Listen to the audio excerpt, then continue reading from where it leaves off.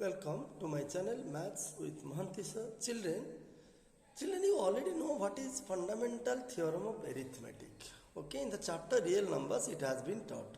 Today, let us discuss few problems on fundamental theorem of arithmetic. So, what does fundamental theorem of arithmetic say? It says that every composite number can be expressed. That means if you are given a composite number, you can express it as a what? As the product of primes only. That means every composite number can be expressed as the product of primes, and the factorization is what? It is unique. That means it does not matter in which order the prime numbers or the primes occur in the factorization of the composite number. So, let us discuss one problem. Suppose you are given, you see, it is a very important question. It is generally coming in the board examination of class 10. See, suppose you are given, prove that. You have to prove or check. Prove that there is no natural number n. There is no natural number n for which 6 to the power n ends with digit 0. So, what does this question mean? This question means if n is any natural number, we have to prove, or we have to show, or we have to check that 6 to the power n can never end with digit 0. Okay. Now how to prove it? Using the concept of fundamental theorem of arithmetic. Okay. Children, you know that if a number, any number, if it ends with digit 0, then it must be divisible by 5. Means 5 must be a factor of that number. So, in order to prove this, let 6 to the power n ends. Now I am discussing the proof. You see, let 6 to the power n ends with digit 0. Okay. Now if it ends with digit 0, then it must be divisible by 5. So what does it mean? That means 5 will be a prime factor of this number, that is 6 to the power n. Therefore 6 to the power n, if 6 to the power n ends with digit 0, then it is divisible by 5. Any number ending with digit 0 is divisible by 5. That means 5 is a factor of 6 to the power n. Factor means it is a prime factor, because 5 itself is a prime number or prime, you can say. So, if 6 to the power n ends with digit 0, we suppose or we assume, then this number 6 to the power n, it must be divisible by 5. Okay. Now if it is divisible by 5, then 5 is a factor of 6 to the power n. But you see, you find the factorization of 6 to the power n. See, but 6 to the power n, it is 2 into 3 whole to the power n. That means 2 to the power n into 3 to the power n. You see, so what are the primes present in 6 to the power n? The primes are 2 and 3. Does it contain any prime factor 5? The answer is clearly no. That means the prime factorization of 6 to the power n does not contain the factor 5. You see, it contains only 2 and 3. But what we got? We got 5 as a factor of 6 to the power n. If 6 to the power n ends with digit 0. Okay. But no, in fact, no such prime factor 5 occurs in the prime factorization of 6 to the power n. That means 6 to the power n cannot end with digit 0, or it will not end with digit 0. So what will be our next step? So if 5 is a factor of 6 to the power n, but we saw that 6 to the power n is 2 to the power n into 3 to the power n. Therefore, 5 is not a factor. 5 is not a prime or prime factor, prime of 6 to the power n. 5 is not a prime factor of 6 to the power n, or in the prime factorization of 6 to the power n, 5 does not occur as a prime. Therefore, we can say 6 to the power n can't end. It cannot end with digit 0. With digit 0 for n element n. For n element n means if n is any natural number. If this n is any natural number, n element of n, or n belongs to the set of natural numbers. If n belongs to n, or for any n element of n, for n any natural number n, 6 to the power n cannot end with digit 0. Okay. Because fundamental theorem of arithmetic says what? It says that every composite number, 6 is a composite number, see, 6 is a composite number. It can be expressed as the product of primes. Look at the product of primes, it is 2 and 3. But if 6 to the power n ends with digit 0, then definitely it will contain what? It will be divisible by 5 means? It will be divisible by 5 means 5 will be a factor of 6 to the power n. But in fact we found, by finding the prime factorization of 6 to the power n, we saw that 5 is not at all a prime or a prime factor of 6 to the power n. It does not occur in the prime factorization of 6 to the power n, and hence for no natural number n, 6 to the power n will end with digit 0, means its one place. The ones place of 6 to the power n cannot be 0 for any natural number n. Okay, so this is how to prove or how to check, okay, that any number of the form what? 6 to the power n, 4 to the power n, where n is any natural number, it can never end with digit 0. Okay, so let me discuss another problem on your fundamental theorem of arithmetic. See, suppose you are given an expression like this. See children, suppose you are given an expression like this, say your 7 into 6 into 5, you see. Suppose you are given 7 into 6 into 5 into 4 into 3 into 2 into 1, look at, plus 5, you see. Look at this expression. Now, prove that this numerical expression, the question is, prove that this numerical expression is a composite number using the concept of fundamental theorem of arithmetic, what I just discussed now. See, you are given a numerical expression, like this. How to prove that it is a composite number? See, just I told you, fundamental theorem of arithmetic says that every composite number can be expressed as a product of what? Primes. So that means what is the converse? If a number can be expressed as the product of primes, it must be a composite number. If fundamental theorem of arithmetic says that a composite number, every composite number can be expressed as the product of primes and this factorization is unique, that means it does not matter the order in which the primes occur in the factorization, then what will be the converse of fundamental theorem of arithmetic? If a number can be expressed as the product of primes, then it must be a composite number. Now the question is how to prove? Prove that this expression is a composite number. See, it is a composite number. How to prove? Using concept of fundamental theorem of arithmetic. Let us see how. See, first you write the expression 7 into 6 into 5 into 4 into 3 into 2 into 1. Then your plus 5. Okay, this is the given numerical expression. Now just simplify it and you express it as the product of primes. If this expression can be expressed as the product of primes, then by the converse of fundamental theorem of arithmetic, it will be no doubt a composite number. So, how to simplify it? Now 5 can be taken common, you see children here 5. 5 means 5 into 1. So we can take common 5. It is 7 into 6 into 4 into 3 into 2 into 1. If 5 is taken common, it will be 1. Now this will be 5 into. If you multiply these terms, it will be 1008. You see, plus 1 and 5, this is 1009.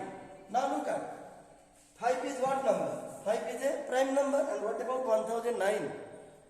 Do you think that 1009 is a composite number? No, it is also a prime number. Why? Because it has only two factors. It is divisible. This 1009 is divisible by 1 and 1009 only. It is divisible by itself and 1. That means it has only two factors. So it is no doubt a prime factor or prime. So this is a prime and this is a prime. That means this is product of two primes. You see, the given numerical expression has been expressed as the product of two primes. You see, product of two primes as 5 and 1009 both are composite numbers. So the given numerical expression has been expressed as the product of two primes, that is 5 and 1009, which are primes or prime numbers. Therefore, by converse of, therefore by converse of your fundamental theorem of arithmetic, by converse of fundamental theorem of arithmetic, the given numerical expression, the given numerical expression is no doubt is a composite number.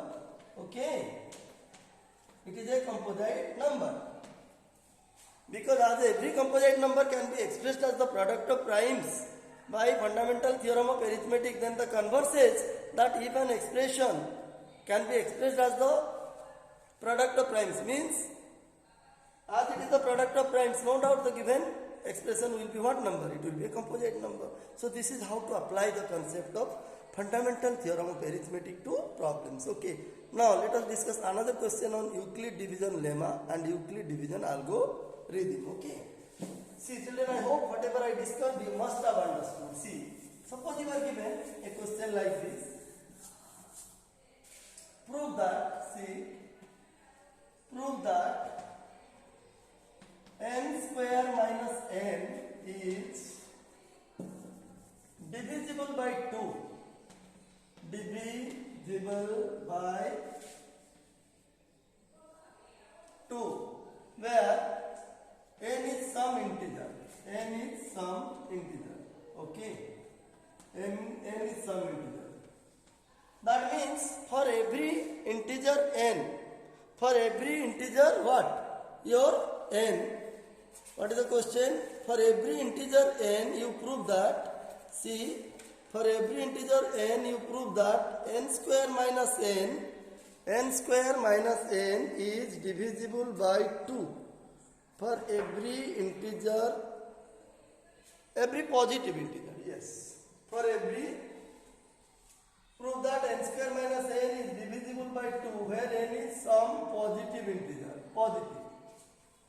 Okay, that means if n is any positive integer, then n square minus n will be divisible by 2. How to prove it? Using the concept of fundamental, your Euclid division lemma or Euclid division algorithm. See, now children, you know that every positive integer, see how to prove, very simple. Every positive integer, what is the form? What is the general form of every positive integer? You see, every positive integer is of form what? It is of the form either 2q or 2q plus 1. Then you can ask me, sir, what is q? Q is some other integer, where q is some integer. Okay, that means where q is some integer. See,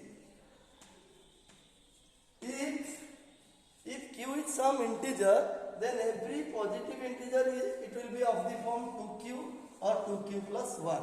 That means your n will be what? Therefore, n is either 2q or 2q plus 1. Okay.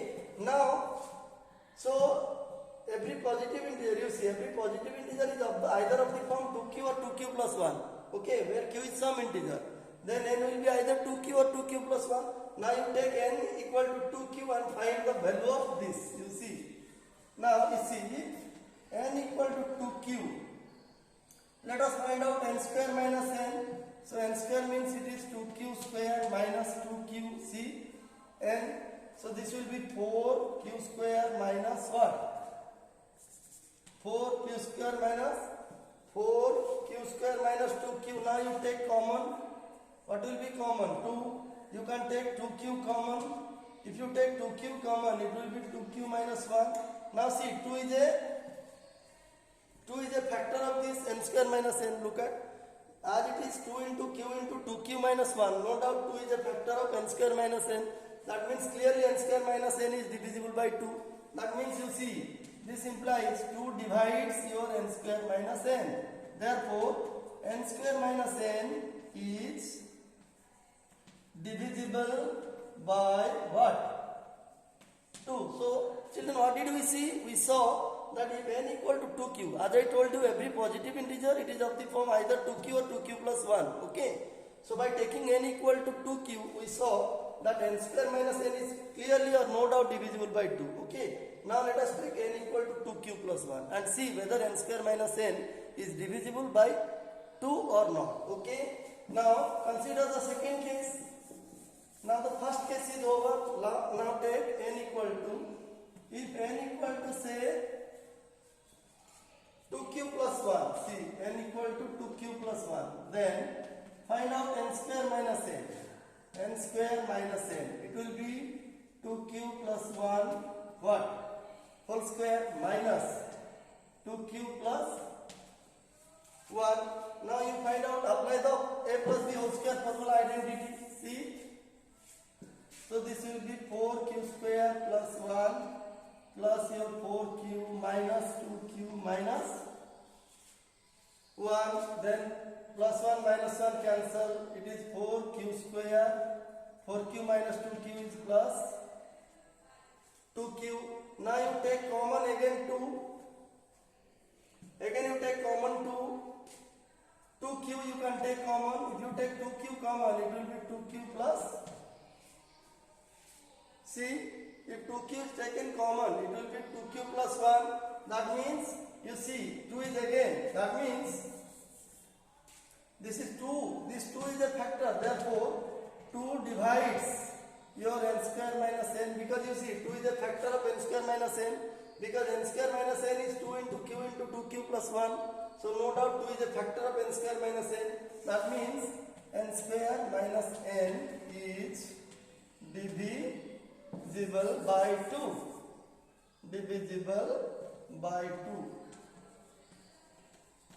So what did we see, children? From these two cases we came to know that if n is any positive integer, which is of the form 2q or 2q plus 1 is, then n square minus n is always divisible by 2. So here we applied what? Euclid division lemma.